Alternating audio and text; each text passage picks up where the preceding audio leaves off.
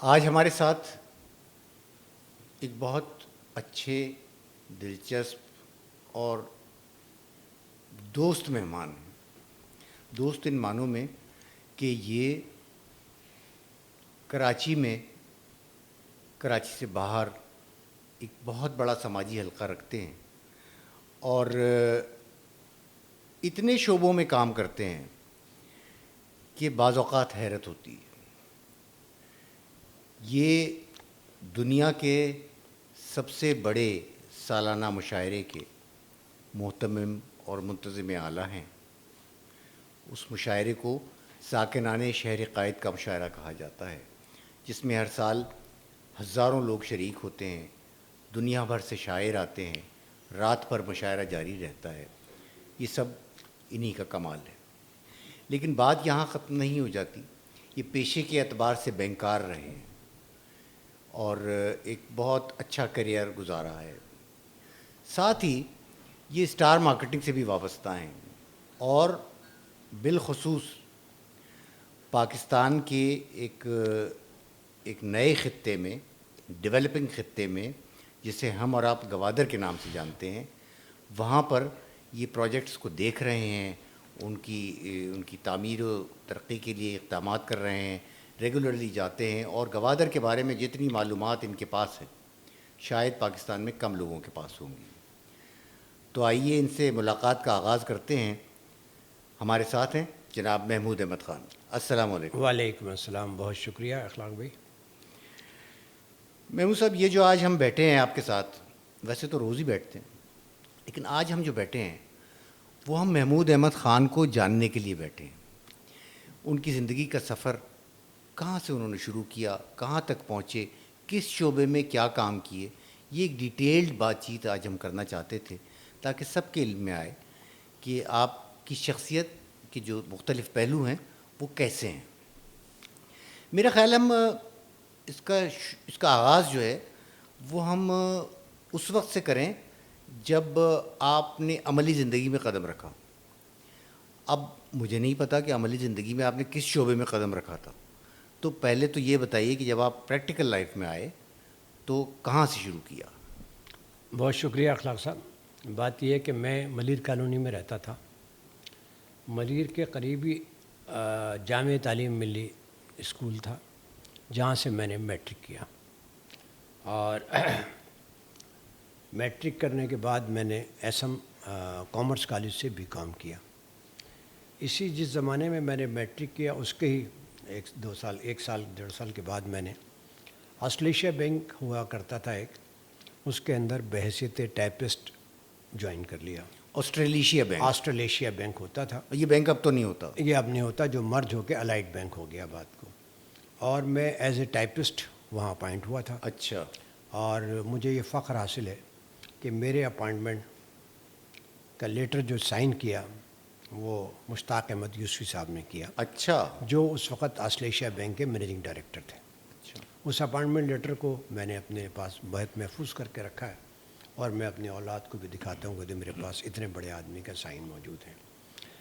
میں نے اس کے بعد بینک جوائن کر لیا ایز اے ٹائپسٹ، اور میں دن میں بینک میں نوکری کرتا تھا۔ شام کو 5:30 بجے کے بعد میں ایس ایم کامرس کالج کے اندر سے میں نے بی کام کیا۔ میرے بینک جب میں نے جوائن کیا تو میرے سب سے پہلے جو مینیجر تھے وہ شاہد حسن صدیقی صاحب تھے۔ شاہد حسن صدیقی صاحب وہ تو نہیں ہے جو بہت اکنامکس پہ بہت بات کرتے ہیں، معیشت کے ماہر ہیں؟ جی، معیشت کے ماہر۔ وہ آپ کے مینیجر تھے؟ وہ میرے پہلے مینیجر تھے، اور انہی کی زیر نگرانی میں نے 2 سال تربیت حاصل کی، اور وہ میرے محسن ہیں کہ مجھے میرے کیریئر بنانے میں انہوں نے بہت بڑا کردار ادا کیا۔ اور مجھے یہ فخر حاصل ہے کہ ایگزیکٹ 5:30 بجے جب وہ مینیجر تھے، ایک بیل ہوتی تھی، اور اس بیل کا مقصد یہ ہوتا تھا کہ میسنجر میرے پاس آئے اور وہ مجھ سے کہے کہ 5:30 بج گئے، اس کا مقصد یہ کہ مجھے فوراً کالج جانا ہے۔ وہاں سے میں 8:30 بجے اٹھتا تھا اور کالج میں چلا جاتا تھا، اور وہاں سے میں پھر واپس آتا تھا تقریباً 9 بجے۔ 9 بجے کے بعد ہم دوبارہ بینک میں 9 بجے واپس بینک آ جاتے؟ بینک آتا تھا، اور دوبارہ ہم کام۔ 9 بجے بینک میں کیا کرتے تھے؟ بات یہ تھی کہ اس زمانے میں بینک میں آنے کا ٹائم تھا، جانے کا ٹائم نہیں ہوا۔ اچھا۔ جب تک کہ بینک کی تمام کتابیں، آج تو کمپیوٹر کا دور ہے، کتابیں ٹیلی نہیں ہو جاتی تھی، ہم لوگ نہیں جا سکتے تھے. اچھا. تو وہ میرا ٹائپسٹ ہونے کا پیریڈ تھا. اور اس کے بعد میں دو سال تک اسی برانچ میں رہا، پھر دوسری جگہوں پہ چلا گیا. جیسے ہی میں نے بی کام کر لیا تو بینک نے مجھے ایز اے آفیسر پروموٹ کر دیا. اور اس کے بعد میں مختلف مراحل پہ مختلف جگہوں پہ جاتا رہا، مختلف branch managers as a branch manager میں کام کرتا رہا. ہوا یہ کہ 73 میں میرا ٹرانسفر ہو گیا بینک کی طرف سے بورے بورے والا. والا اچھا. As a officer. اور اس میں پاکستان سے 4 آفیسرس کو سلیکٹ کیا گیا تھا کہ ہم جا کے وہاں پہ کچھ لوننگ کریں گے. پھر 74 میں نیشنلائزیشن ہو گیا، پھر میں کراچی واپس آ گیا. تو یہ تو میرا بینکنگ کیریئر اس لحاظ سے تھا. اس کے بعد میں مختلف برانچوں میں مینیجر رہا، الائٹ بینک کی برانچ. اس کے بعد مجھے 1989 میں بینک کا زونل چیف بنایا گیا. میرے انڈر میں برانچز تھیں اور میں سکر چلا گیا. سکر میں نے 3 سال گزارے. اور اس کے بعد میں کراچی آیا. کراچی میں 3-4 جگہ ایز اے زونل چیف کام کرتا رہا. 2001 میں نے بینک کو خدا حافظ کہا اور میں امریکہ چلا گیا. 3 سال میں وہاں رہا. بی کام میں نے یہاں سے کیا اور پھر اس کے بعد میں نے مارکیٹنگ اور فائننس کے اندر میں نے MBA کیا امریکہ سے جا کے. پھر میری واپسی ہو گئی. اور واپسی ہوئی اس لیے کہ میرے بیٹے کو شاید امریکہ پسند نہیں آیا تو ہم لوگ یہاں واپس آ گئے. اچھا. بہت کم ایسا ہوتا ہے کہ بچوں کو ورنہ بچے تو چاہتے ہیں کہ وہ بچے تو امریکہ چاہتے چلے ہیں کہ جائیں. وہ امریکہ چلا جائیں، لیکن بیٹے نے میرے کہا کہ نہیں، ہم واپس چلتے ہیں. میرے والدین یہاں پہ تھے اس زمانے میں اور وہ ہر 6 مہینے بعد آیا کرتے تھے، لیکن بیٹے کو یہ تھا کہ نہیں، ہم پاکستان میں آپ پڑھانے لے کر آئیں تو میں پاکستان میں پڑھ کے دوں گا. یہ اللہ کا شکر ہے کہ وہ بہت اچھا پڑھتا رہا. اور اب اس کے بعد ہمارے دوست ہیں واسق نعیم صاحب، اسٹار مارکیٹنگ، وہ انہوں نے 2006 میں بنائی، 5 اور 6 کے اینڈ میں. تو میں اس میں شامل ہو گیا اور اب 2005-06 سے اب تک میں اس میں کام کر رہا ہوں. یہ میرا کیریئر تھا. ایجوکیشن کے متعلق میں نے بتایا. مجھے ہمیشہ سے یہ شوق رہا ہے کہ اس کراچی نے مجھے بہت کچھ دیا ہے، بہت کچھ دیا، نام دیا، عزت دی.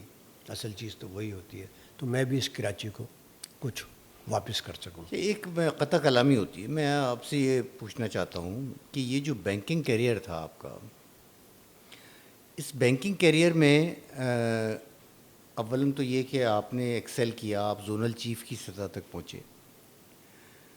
اس کے بعد آپ نے بینک چھوڑ دیا. تو عام طور پہ ایسا ہوتا نہیں ہے. عام طور پہ لوگ جب تک موقع ملے بینکوں سے وابستہ رہتے ہیں. اور تو آپ نے ایک اچھا بھلا کیریئر چھوڑ دیا، آپ امریکہ چلے گئے. کیوں؟ یہ کیا ہو گیا؟ ہر بینک کے اندر اس زمانے میں گولڈن شیک ہینڈ کی اسکیمیں آیا کرتی تھیں. اچھا. اس اسکیم کے تحت میں نے اپلائی کیا، یعنی گویا ایک ریٹائرمنٹ آپ نے لے لی. ریٹائرمنٹ اپلائی کیا. اور پلان میرا یہی تھا کہ میں امریکہ جاؤں، بچے کو لے کے جاؤں اور اس کو وہاں پڑھاؤں. اور اپنی ایجوکیشن بھی پھر میں جب وہاں گیا تو میں نے اپنی ایجوکیشن بھی اور مزید MBA مجھے کرنا تھا، وہ میں نے کیا. بینکنگ کا پیریڈ الگ، ہر پیریڈ علیحدہ علیحدہ ہوتا ہے. الحمدللہ میں نے جتنی بینکنگ کی پیریڈ میں 30 سال تقریباً میں نے بینک میں گزارے، ٹائپسٹ سے لے کے زونل چیف تک، وائس پریزیڈنٹ بھی رہا. اور الحمدللہ بہت اچھا میرا پیریڈ رہا. بڑی میں نے ٹرافیاں بینک سے بھی حاصل کی. محنت کا ہمیشہ سے مجھے شوق ہے اور میں محنتی ہوں.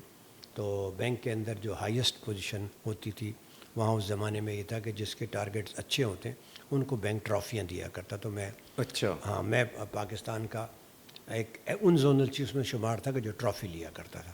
ہائیسٹ ڈپازٹ، ہائیسٹ پروفٹ، یہ ہماری اچھا. ہم ساری کیٹیگریز پہ پورے اترتے تھے. تو اس کے بعد سے جب میں واپس آیا تو نہیں، تو اس وقت آپ نے یہ نہیں سوچا کہ بھئی میں تو اس لیول پہ پہنچ گیا ہوں، اور کیوں آپ نے ریٹائرمنٹ لینے کا؟ اس وقت تو آپ جوان آدمی تھے. اور جوان تو میں الحمدللہ آج بھی ہوں، اس میں کوئی شک نہیں ہے. میں آج بھی جوان ہوں. میں اپنے آپ کو ذہنی طور پہ، لیکن عمر کے اس حصے میں ریٹائرمنٹ لینا، اصل میں بات یہ تھی کہ میرا یہ وہ تھا بیگم کا اور میرا کہ ہم بیٹے کو اپنے باہر پڑھوائیں. اچھا. اسی سلسلے میں ہم چلے گئے تھے امریکہ. لیکن وہاں میرے بیٹے کو شاید وہاں کا ماحول پسند نہیں آیا. وہ یہ کہتا تھا کہ یار پاپا یہ کیا جگہ ہے کہ یہاں پہ آپ جو ہے نا کسی جگہ آتے نہیں، جاتے نہیں، کچھ نہیں کرتے. صرف میں نے وہاں بزنس کیا، اپنا بزنس میں کافی عرصہ 2-3 سال میں بہت سارے کچھ business بتائیں کے نا نئے- اس بزنس کے بارے میں بھی بتائیں، کیا کیا آپ نے؟ میں وہاں پہ اولڈ ہاؤسز پرچیز کرتا تھا، پرانے گھر پرانے خرید؟ اچھا پرانے 1890 کے، 1800 کے، اچھا 1900 کے گھر لیتا تھا، 100 سال 50 سال 60 سال پرانے، اور ان کو رینوویٹ کرتا تھا. اچھا یہ میں نے وہاں بزنس کیا، رینوویٹ کرتے تھے اور پھر اس کے بعد فروخت اس کو فروخت کرتا تھا. ایک تو میرا سائڈ بزنس تھا، پھر میں نے گیس اسٹیشن بھی خریدے اور بھی کئی کاروبار کیے. لیکن یہ میں 3 سال تک یہ کام کرتا رہا جو میرا شوق تھا. میں پراپرٹی کے کا پتہ نہیں کیا مجھ میں وہ ہے کہ میں بہت عرصے سے، آج بھی ملیر کے اندر 4 پروجیکٹ ہیں جن سب میں پارٹنر تھا ملیر میں. یعنی یہ کب کی بات کر رہے یہ ہیں؟ جس زمانے میں بینک میں موجود تھا، یعنی یہ بات ہے 70s کی. 70s میں؟ ہاں 70s میں آپ ملیر کے کچھ پروجیکٹس میں پارٹنر تھے، یعنی آپ ریئل اسٹیٹ کا کام کر رہے تھے؟ ریئل اسٹیٹ کا وہ کام. کیسے پروجیکٹ تھے؟ وہ ہم ہاؤسنگ کی پوری اسکیم لیتے تھے اچھا. اور اس کو ڈیولپ کرتے تھے اور اسے پلاٹنگ کرتے تھے. اچھا پلاٹنگ کر کے پلاٹنگ کر کے سیل آؤٹ کر دیا کرتے اچھا. تھے. ہم 4 پارٹنر ہوتے تھے اور وہ ہم سیل آؤٹ کرتے تھے. میں 6-7 بجے کے بعد جب بینک سے فارغ ہوتا تھا تو اپنا یہ کام کرتا تھا، اور یہ ہمیشہ سے میرا ایک شوق ہے. آج بھی وہاں پہ کوثر ٹاؤن موجود ہے، انڈس ٹاؤن موجود ہے، پاک کوثر ہاؤسنگ اسکیم ہے، اور شادمان ٹاؤن. یہ 4 ٹاؤن ملیر میں آج بھی موجود ہیں جس کے اندر میں پارٹنر تھا. اچھا جی. تو یہ آپ نے ریئل اسٹیٹ سے جو آپ کا لگاؤ ہے وہ یہ شروع سے، یہ شروع سے بہت یہ میرا لگاؤ پرانا شروع سے ہے. کہ میں نے اپنی زندگی کا سب سے پہلے ایک جو پلاٹ لیا وہ 100 روپے کا لیا تھا. 100 روپے کا؟ 100 روپے کتنا بڑا پلاٹ؟ 120 گز کا پلاٹ. اچھا. ماڈل کالونی میں خریدا 100 روپے کا. اور بس یہ میرا شوق تھا کہ میں پلاٹ لیتا تھا اور پلاٹ بیچا کرتا تھا. یہاں پاکستان آنے کے بعد بھی 2005 میں جو ہے میں نے اپنی ایک کمپنی تھوڑی سی بنائی تھی اور اس میں پلاٹوں کا کام کرتا تھا. اچھا یہ میں نے جب آپ کا تعارف کرایا تو آپ کا ایک پہلو مجھ سے رہ گیا، ابھی مجھے اس کا خیال آیا ہے، اور وہ یہ ہے وہ جو چیز ہے آپ کی، یا وہ خوبی، یا وہ جو ایک آپ کا پہلو ہے، وہ جب آپ بینک میں تھے اس وقت بھی ہم نے آپ کو دیکھا تھا تو اس وقت بھی وہ بہت کلیئر نظر آتا تھا، اور بعد میں تو بہت واضح نظر آنے لگا. وہ تھا تعلقات عامہ، سماجی میل جول، اور سماجی تقریبات میں لازماً نظر آنا. تو کیا آپ بینک میں کیا آپ نے پبلک ریلیشنز وغیرہ کا بھی کام کیا؟ پبلک ریلیشن اس لحاظ سے نہیں کیا. میں کراچی کے جتنے بھی اہم پروگرامس ہوا کرتے تھے اس میں انوائٹ ہوتا تھا اور میں جاتا تھا. پھر یہ ہوتا تھا کہ ایک بینک کے اندر بھی جب کوئی پریزیڈنٹ چینج ہوتا تھا تو اس کو بھی جہاں میں فیسیلیٹیٹ، مجھ سے کہا جاتا تھا کہ ان کو فلاں جگہ جانا ہے، ان کو فلاں جگہ جانا ہے، وہ کام میں کرتا تھا. شام کی میری مصروفیات یہ تھی کہ شام کو بھی جتنے کراچی کے اندر پروگرام ہوا کرتے تھے اس میں کسی نہ کسی طریقے سے میں شریک ہوتا تھا. اچھا آپ تو دیکھیں یہ تو آپ بہت کثرت نفسی سے کام لے رہے ہیں. شام کی جو آپ کی ایکٹیویٹیز تھیں وہ تو آپ کا ایک بہت بڑا حلقہ ہے، بلکہ انفیکٹ آپ کا اصل حلقہ جو ہے وہ ہے، آپ کے دوست ہیں اور بہت لوگ اس میں شامل ہیں. تو وہ جو حلقہ تھا وہ کچھ اس کے بارے میں بتائیں کہ ایک تو شام کو آپ لوگ کیا کرتے تھے، دوسرا یہ کہ کیسے وہ لوگ ابھی تک آپ سے کنیکٹڈ ہیں نہیں ہیں، کون لوگ تھے وہ؟ دیکھیے واسق نعیم صاحب نے ایک کلب بنایا جس کا نام تھا وی آئی پی کلب. وی آئی پی کلب. وی آئی پی کلب جو اس شہر کے اندر سب سے بڑے پروگرام، سوشل پروگرام ہوا کرتے تھے. اس پاکستان کا میرے خیال ہے کوئی آرٹسٹ ایسا نہیں ہوگا جو اس پروگرام میں نہ آیا. اچھا. اور وہ پروگرام جو ہے سالانہ پروگرام ہر ایئرلی ہوتا تھا، وہ سال میں ایک ہوتا تھا. وہ اس کے چیئرمین تھے، میں اس کا پریزیڈنٹ تھا. تو ہم وہ وی آئی پی کلب چلاتے رہے 10-12 سال تک، اور الحمدللہ پاکستان میں اس سے اچھے پروگرام کبھی نہیں ہوئے کہ 5-5 ہزار کپلس ہم بلایا کرتے تھے. 5 ہزار کپلس بلایا کرتے تھے، اور الحمدللہ بہت اچھے طریقے سے وہ کلب چلتا تھا. اور اس میں کس نے کمپیئرنگ نہیں کی ہے، آپ نام لیتے جائیں. وہ خوشبخت نے بھی، صاحبہ نے بھی اس میں کمپیئرنگ کی، طارق عزیز صاحب نے بھی کی، معین اختر بھی تھے، عمر شریف بھی، تمام فلمی دنیا کے تمام لوگ اس میں آنا فخر محسوس کرتے تھے. اور وہ رات بھر پروگرام چلا کرتا تھا، اور اس کی بڑی پورے پاکستان سے فنکاروں کو بلایا جاتا تھا. وہ ایک رات بھر کی محفل ایکٹیویٹی ہوتی تھی جو پورے سال لوگوں کو یاد دیتی تھی. جتنے فنکار ٹی وی کے ہوں یا ریڈیو کے، وہ سارے کے سارے اس میں آیا کرتے تھے، اور ایک پورے سال اس کی پھر گونج رہا کرتی تھی. اور تمام اخبارات میں میڈیا پہ وہ آیا کرتا تھا. تو یہ شام کی ہماری ایکٹیویٹیز تھی اور اسی کے اندر ہم اپنی بہت ساری چیزیں ایسی تھیں کہ جس کے اندر ہم بڑھ چڑھ کر حصہ لیتے تھے. یہ میری شروع سے عادت ہے کہ شاید مجھے بلٹ ان ہے کہ میں شام کو کوئی نہ کوئی کسی نہ کسی تقریب میں ہوتا ہوں. اب آئیے آپ کہ میں آپ کچھ اور کہنا چاہ رہے ہیں؟ جی. اس کے بعد یہ ہوا کہ یہ شہر میں ایک مشاعرہ. جی نہیں میں آپ بہت تیزی سے جا رہے ہیں، میں اتنا تیز نہیں لے جانا چاہتا آپ کو.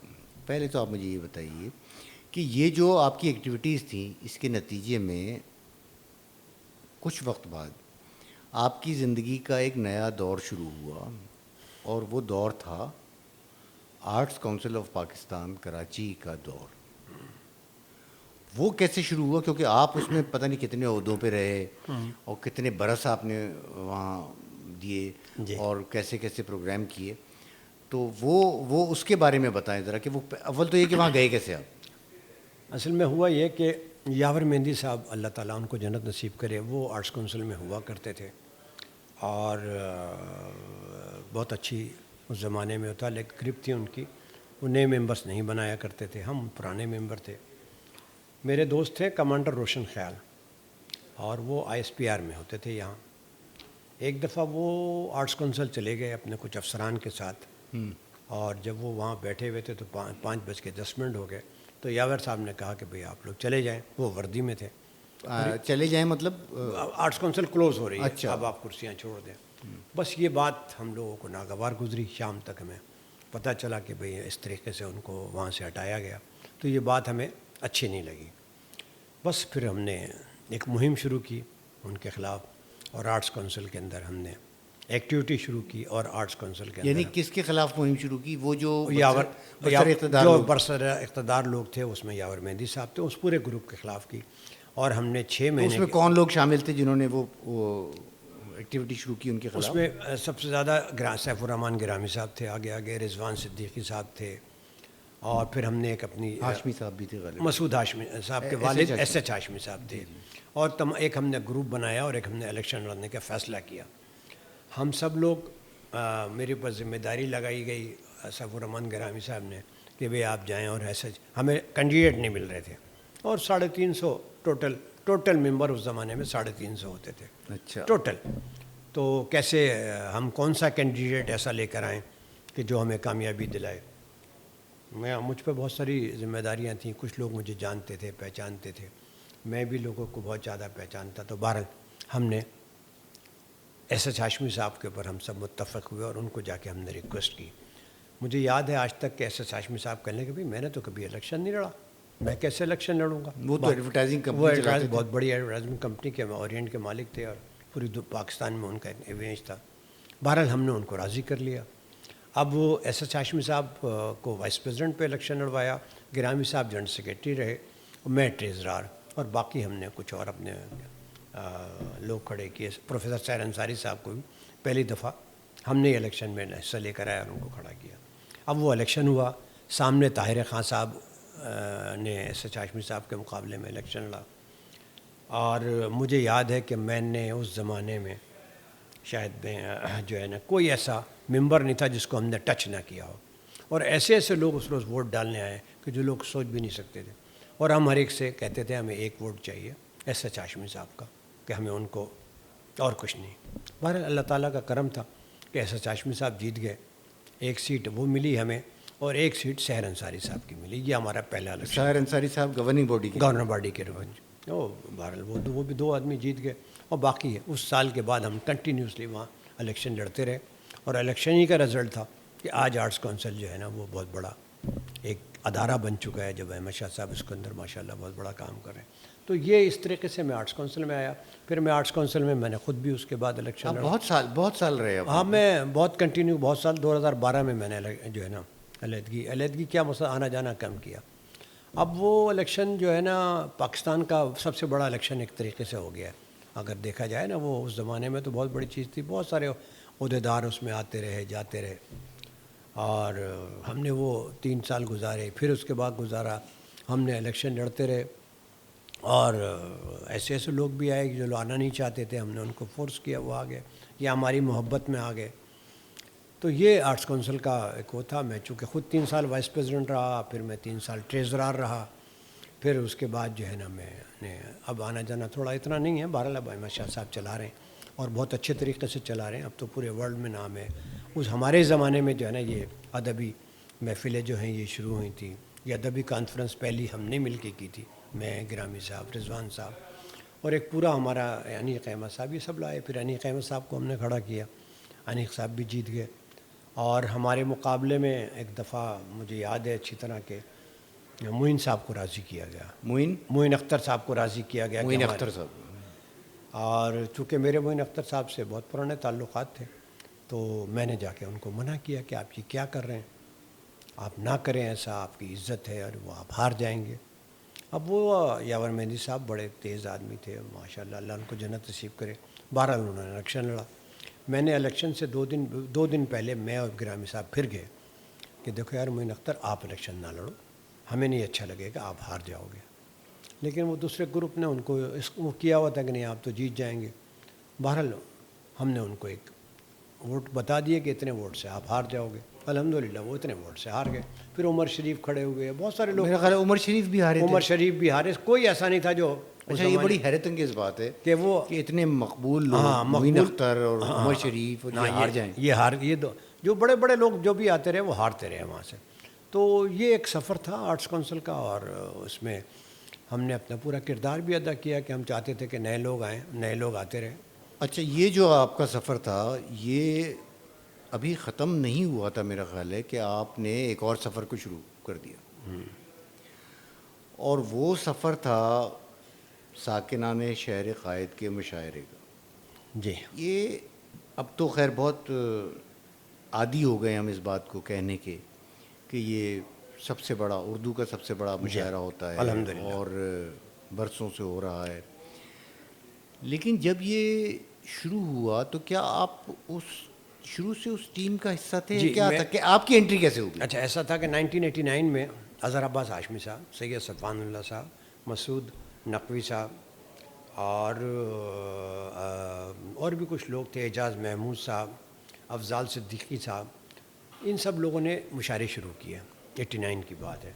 میں بینک میں تھا اس زمانے میں, اور مجھے بھی رضوان صدیقی صاحب بھی تھے. یہ سب لوگ نے مجھے بھی کہا کہ بھی آپ, تو ہم بھی اس میں شامل ہو گئے. ہم میٹنگوں میں جاتے تھے, بچے چھوٹے تھے, ہم ان کو دیکھتے تھے, ہمیں شوق تھا کہ ہم ادبی لوگوں کے ساتھ اٹھے بیٹھیں. جب سے میں اس گروپ میں ساتھ رہا, اور اس کے بعد میرے اوپر ذمہ داری, چونکہ بینک میں تھا تو فائنینس کی ذمہ داری مجھے دے دی گئی تھی. اور اس کے علاوہ اس کے بعد جو سید صفوان اللہ صاحب بھی ہمارے ساتھ ہی ہوتے تھے, وہ تو خیر مرکزی وزیر بھی رہے. لیکن ہوا یہ کہ ہم ان کے ساتھ چلتے رہے مختلف کمیٹیوں میں. فائنینس کی جو کمیٹی ہوتی تھی وہ عام طور پہ مجھے دی جاتی تھی, اس لیے کہ میں بینک میں تھا, اظہر بھائی خود بھی بینک میں تھے. تو جو بھی پیسوں کی کمی بیشی ہوتی تھی تو ہم اپنے ذرائع استعمال کرتے تھے اور اس کو کامیاب کرتے تھے.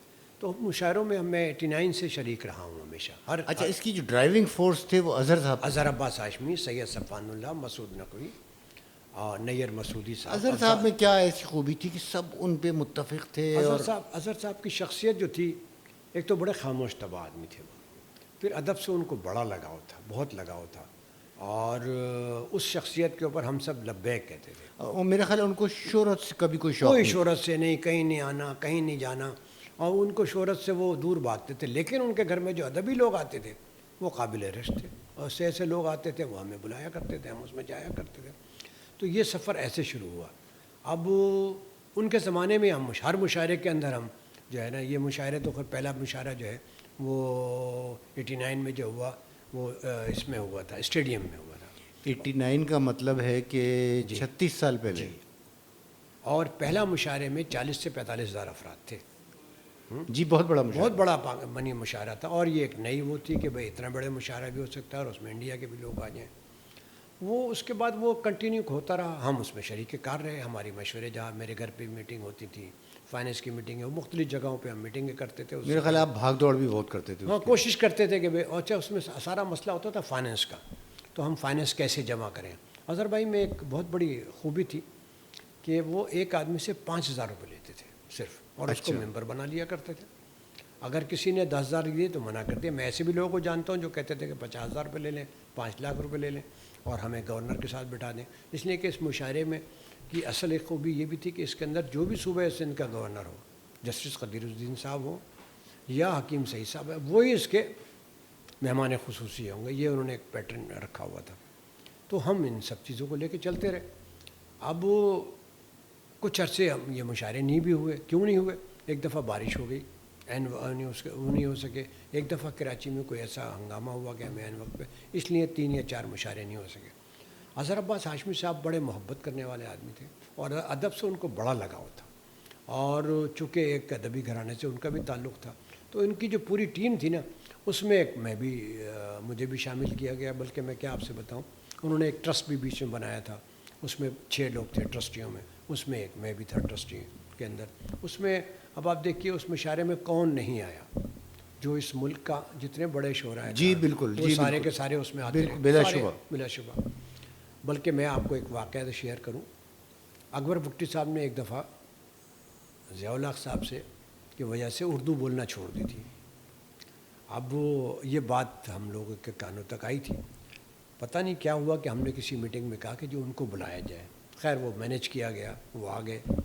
اب وہ جب وہ آئے تو وسیم سجاد صاحب بھی ان کے ساتھ سینٹ کے چیئرمین تھے, وہ لے کر وہ آئے تھے. آپ کو حیرت ہوگی کہ انہوں نے کہا تھا میں 15 منٹ آؤں گا, چونکہ آپ لوگوں کی خواہش ہے تو میں آ جاتا ہوں. وہ آئے اور انہوں نے جب اس وقت وہ اسٹیج پہ آئے تھے اخلاق صاحب, آپ یقین مانیے پورا جتنے پنڈال میں لوگ بیٹھے تھے سب کھڑے ہو گئے اور 5 منٹ تک کنٹینیو 7 منٹ تک تالیاں بجا کے ان کا استقبال کیا. اچھا. ہاں, وہ ایک یادگار لمحے تھے. وہ آ کے بیٹھ گئے اور ہمارا مشاعرہ کنٹینیو رہا. 15-20 منٹ کے بعد اظہر بھائی نے میری طرف دیکھا. مقصد یہ تھا کہ ابھی شاید جائیں گے. میں نے خاموشی سے پوچھا کہ بھائی کیا پروگرام ہے, اگر وہ جائیں تو ہم لائن اپ کریں. صفوان بھائی نے کہا بھائی جاؤ جا کے دیکھو کیا پروگرام ہے. خیر جب ان سے پوچھا گیا انہوں نے کہا نہیں میں تو نہیں جا رہا, میں تو مشاعرہ پورا.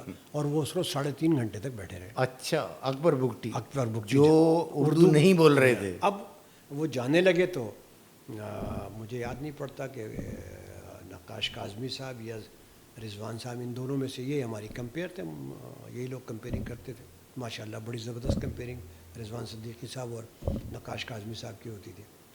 ہم نے کہا کہ جی آپ چند الفاظ اگر مناسب سمجھے تو بول دیں. انہوں نے بڑے غور سے دیکھا اور ان کا اچھا, انہوں نے اردو میں السلام علیکم جس وقت انہوں نے کہا ہے تو آپ یقین مارا پورا پنڈال کھڑا ہو گیا. انہوں نے تقریر اپنی شروع کی کہ میری لڑائی اردو سے نہیں ہے, میری اسلام آباد سے لڑائی ہے. اور 5-7 منٹ تقریر کر کے چلے گئے. لیکن یہ کوئی یادگار لمحہ تھا بلا شبہ. اور ہم سب کے لیے بھی یادگار لمحہ تھا کہ بگٹی صاحب جو ہے نا, اور پڑھے لکھے آدمی تھے بگٹی صاحب, خود بہت بڑے وہ تھے. تو ایسے بہت سارے واقعات وہاں پر ہیں.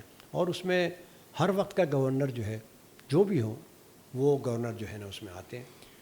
اچھا یہ بتائیے, دیکھیے یہ تو جو آپ بتا رہے ہیں ٹھیک ہے, آپ ایک بہت بڑی ٹیم کا حصہ تھے. یہ کیسے ٹرانسفارمیشن ہوئی کہ آپ ایک مرکزی حیثیت اختیار کر گئے, اور یعنی مجھے کہنا تو نہیں چاہیے کہ کیا چکر چلایا آپ نے؟ الحمدللہ ہوا یہ کہ میں 11 کی بات ہے, 2011 کی, ہاں یس یا 12 کی بات ہے, میں آرٹس کونسل میں تھا. تو میرے پاس کوئی 7-8 بجے کا ٹائم تھا. تو اس وقت اللہ مرحوم ڈاکٹر سلطان, ہمارے پروفیسر سلطان صاحب اور انیس زیدی صاحب دونوں آئے. تو انیس زیدی صاحب اور سلطان صاحب نے کہا مجھ سے کہ جی آپ کو اظہر بھائی نے بلایا ہے. میں نے کہا خیریت تو ہے. اظہر بھائی اکثر بلا لیا کرتے تھے, اور اظہر بھائی تو خیر اس کے بعد ہمارے دفتر یہاں بھی میٹنگیں ہوتی رہیں. تو میں نے کہا خیریت ہے کریں, نہیں انہوں نے بلایا. میں نے کہا چلیں, ہم چلے ان کے گھر گئے. تو میں نے دیکھا کہ وہاں پیرزادہ صاحب بھی تشریف رکھتے ہیں, سید پیرزادہ قاسم رضا صدیقی صاحب بھی تشریف رکھتے ہیں, سید صفوان اللہ صاحب بھی ہیں, اور اظہر بھائی خود بھی ہیں, خورشید ان کے بھائی جو تھے وہ بھی تھے, اور بھی 2-4 صاحب تھے. تو میں نے کہا کوئی پروگرام ہو رہا ہوگا. ہم لوگ کچھ شاعروں کے لیے الگ سے ایک پروگرام کیا کرتے تھے, کنٹریبیوشن کرتے تھے, وہ کسی کو بتائے بغیر ہم دیا کرتے. تو میں نے کہا ایسی کوئی میٹنگ ہوئی.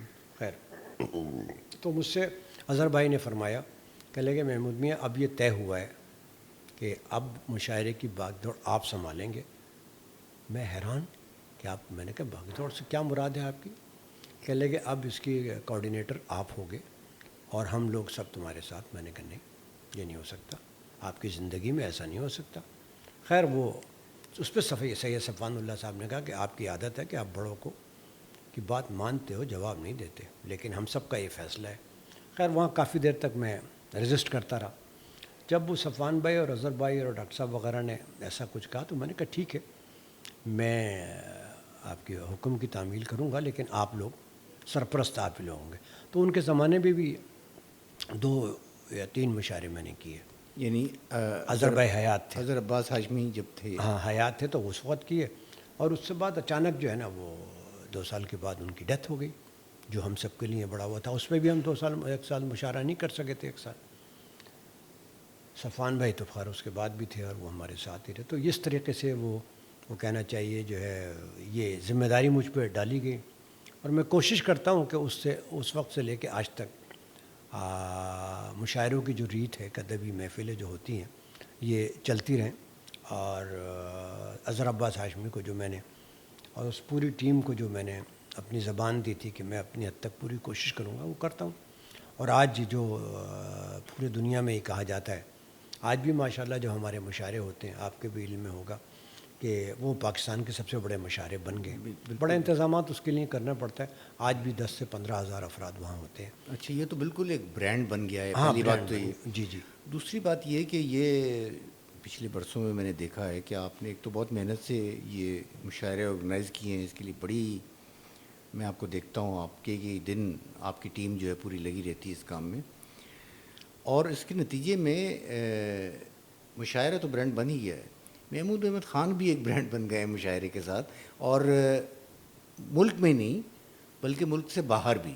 جی تو کوئی باہر بھی ایسا آپ کو پہچانا جاتا ہے نا اسی طرح؟ الحمدللہ دیکھیں میں اکیلا کچھ بھی نہیں ہوں، میرے ساتھ بہت میری ٹیم ہے، اور اس ٹیم کے اندر ایسے ایسے لوگ ہیں جو ایک ایک ہفتہ جاگتے رہتے ہیں، ایسے ایسے لوگ بھی ہیں جو میری وجہ سے کھڑے رہتے ہیں۔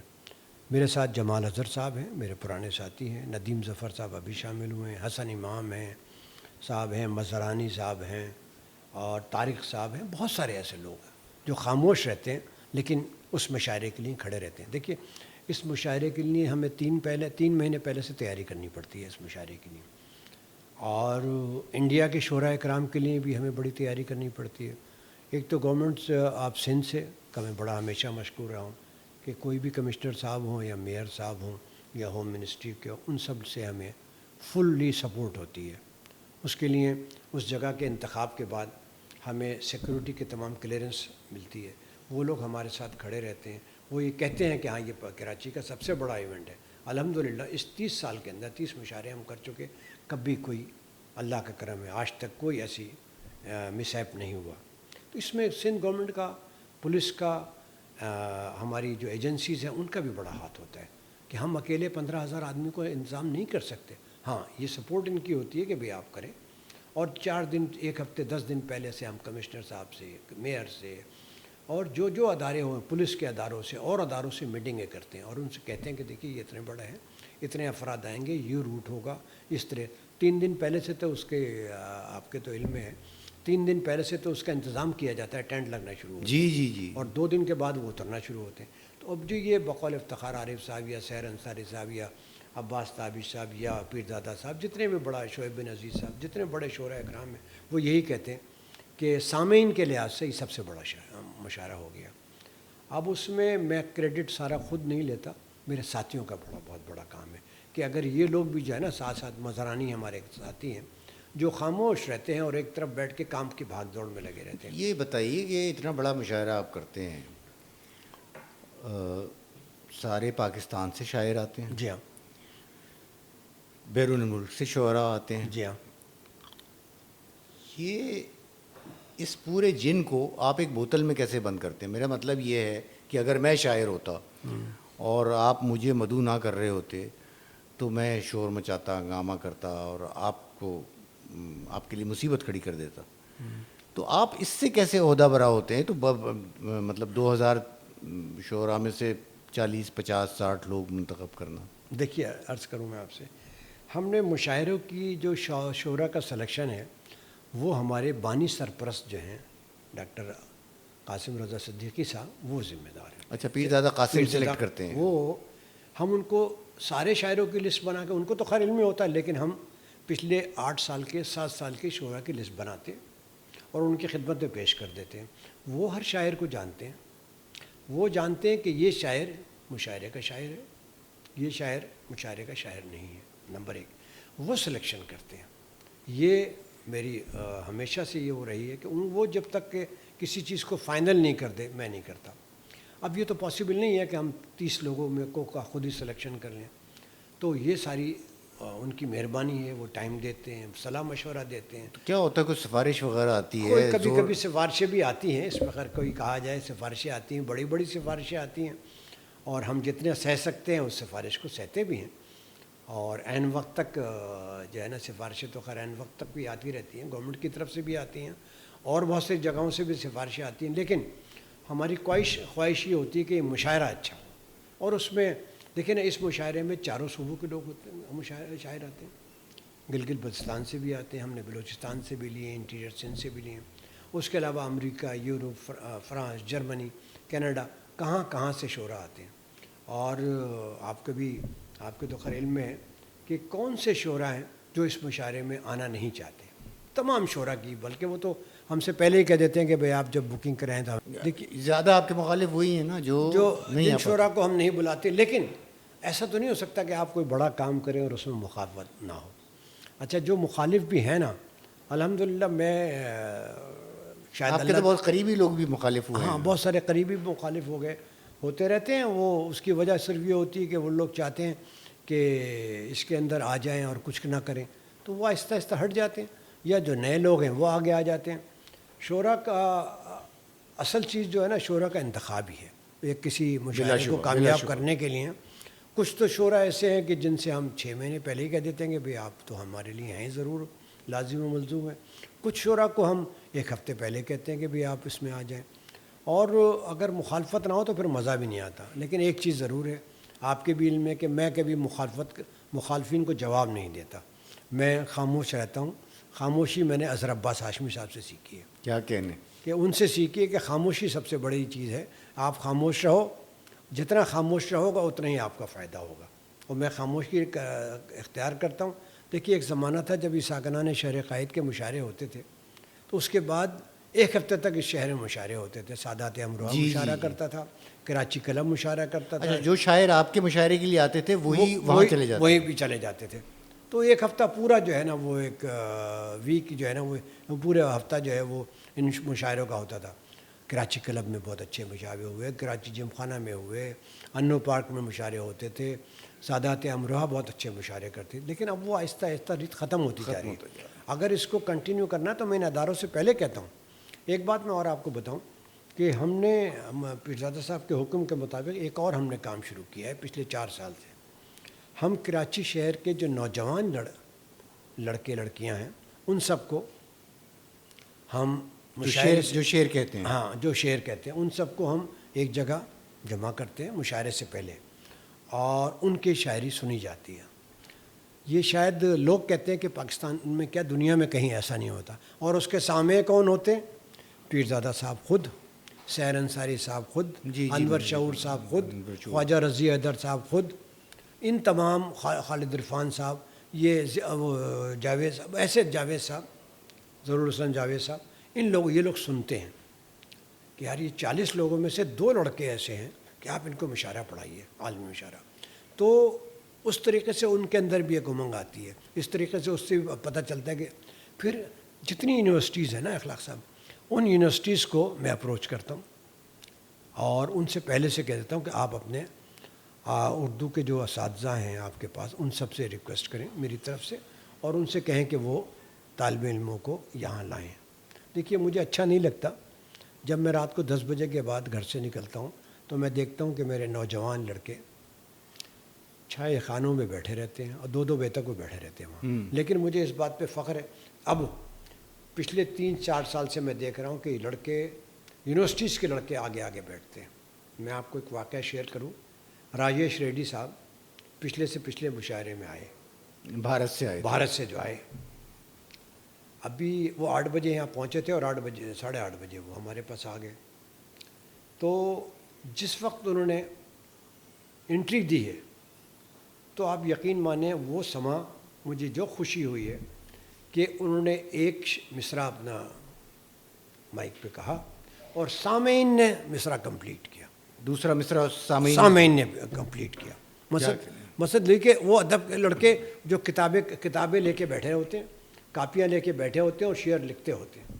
پھر اس کے اندر آپ یہ دیکھیے کہ لوگ جو آتے ہیں وہ 9 بجے آتے ہیں اور صبح 5 بجے جاتے ہیں.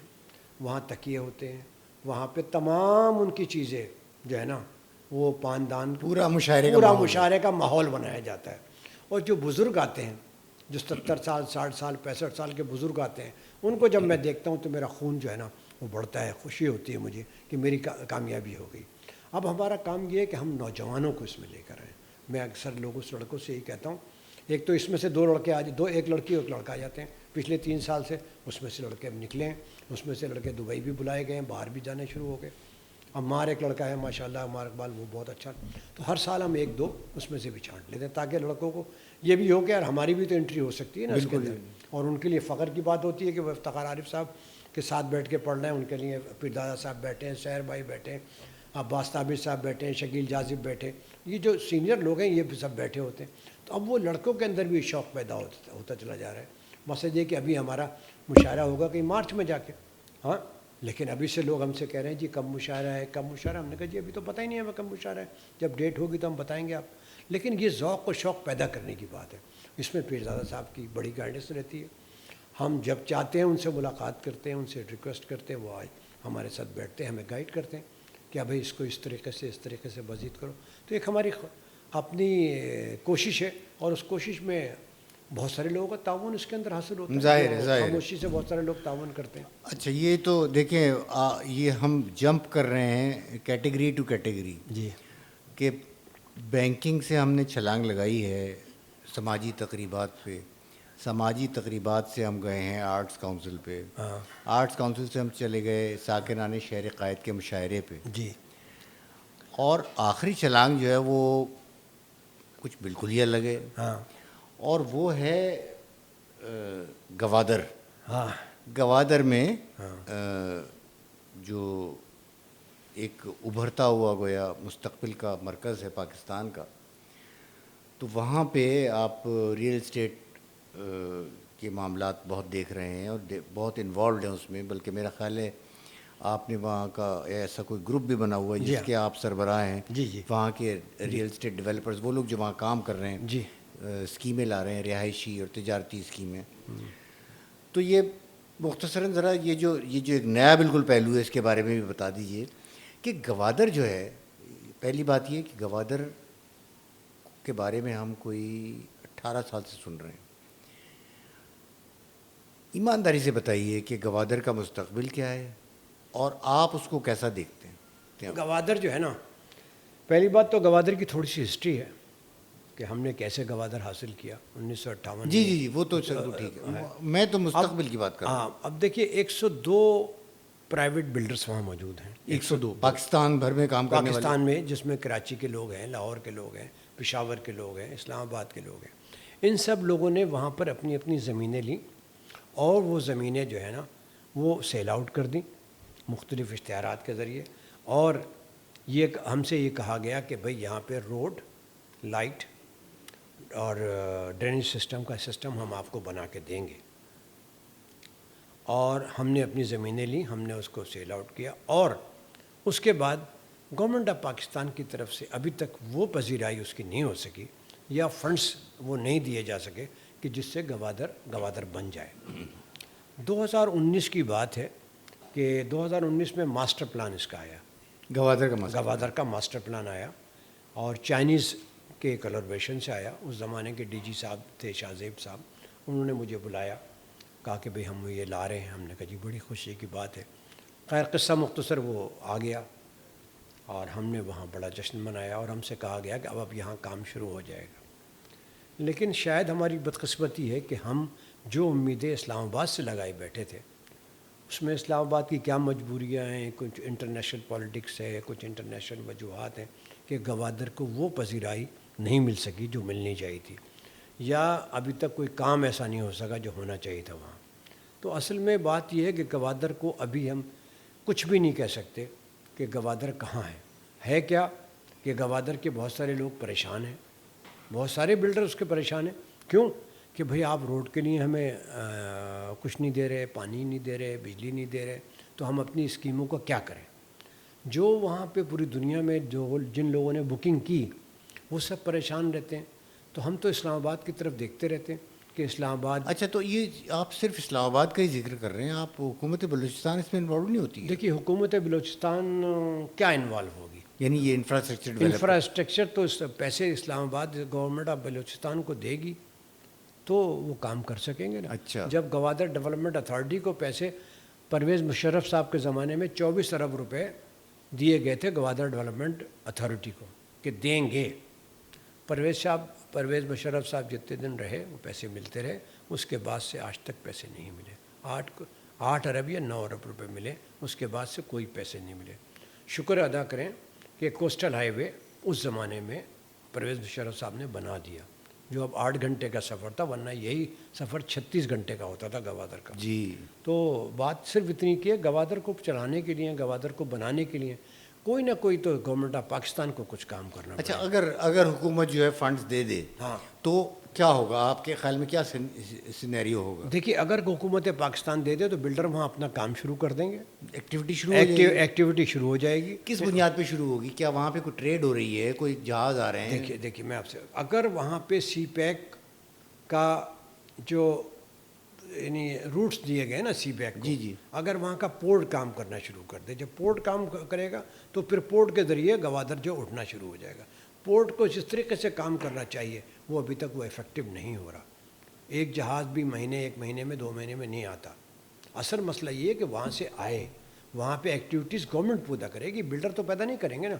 اگر پورٹ شروع کر دیں تو سب، ابھی دیکھیے چائنا نے آپ کو انٹرنیشنل ایک ایئرپورٹ بنا کے دے دیا. سنا ہے بہت بڑا ایئرپورٹ، ساؤتھ ایشیا کا سب سے بڑا ایئرپورٹ. اچھا. ساؤتھ ایشیا کا سب سے بڑا ایئرپورٹ بنا کے دیا، لیکن وہاں فلائٹس نہیں جاتی. کیوں کہ وہاں کوئی ایکٹیویٹی نہیں ہے. کوئی ایکٹیویٹی ابھی کوئٹہ سے زائرین نہیں جاتے، اب اس روٹ سے جاتے ہیں زائرین. اچھا. ہاں، لیکن وہ بھی فیسلٹیز نہیں ہیں. دیکھیں نا، آپ کسی جگہ کو آپ نے اسلام آباد بنایا، وہاں تمام فیسلٹیز دی نا آپ نے. آپ گوادر کو بنانا چاہتے ہیں، تمام فیسلٹیز دیں. ہم جب بھی احسن اقبال صاحب یا جو بھی ہوتی ہیں گورنمنٹ کے ادارے ان سے بات کرتے ہیں تو ہمیں یہ لگتا ہے کہ شاید ان کی پرائرٹیز میں گوادر شامل نہیں ہے. اگر گوادر شامل ہے تو آپ اس میں کوئی ایکٹیویٹی تو کریں نا. ایکٹیویٹی تو وہاں کچھ بھی نہیں ہے. صرف یہ ایکٹیویٹی ہے کہ بھائی وہاں تقریباً ایک بیان آ جاتا ہے ہر 6 مہینے کے بعد. سارے بلڈر وہاں پریشان ہیں، سارے پلاٹ ہولڈر وہاں پریشان ہیں. ہم اپنے پلاٹ ہولڈروں کو کیا جواب دیں؟ کوئی جواب دینے کی ہم پوزیشن میں نہیں ہیں. جواب تو جب دیا جائے گا گورنمنٹ کی طرف سے. ہم تو ان سے کہتے ہیں آؤ چل کے لے لو. لوگ جاتے ہیں وہاں پہ زمینیں دیکھ کے چلے جاتے ہیں.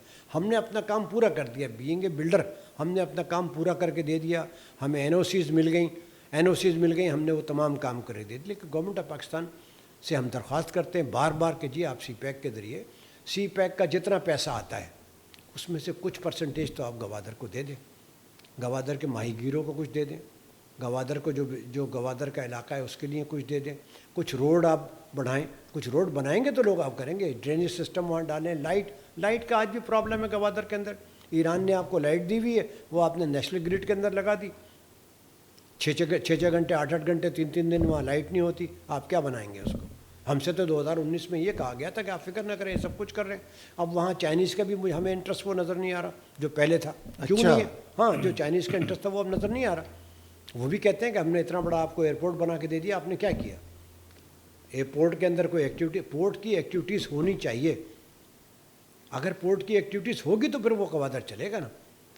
لوگ آئیں گے، جائیں گے، رہیں گے تو لوگ رہنے کو. تو پھر یہ کہ بدنصیبی سے یہ ہے کہ پولیٹیکل حالات وہاں کے جو کچھ بھی حالات ہیں وہ سازگار نہیں ہیں.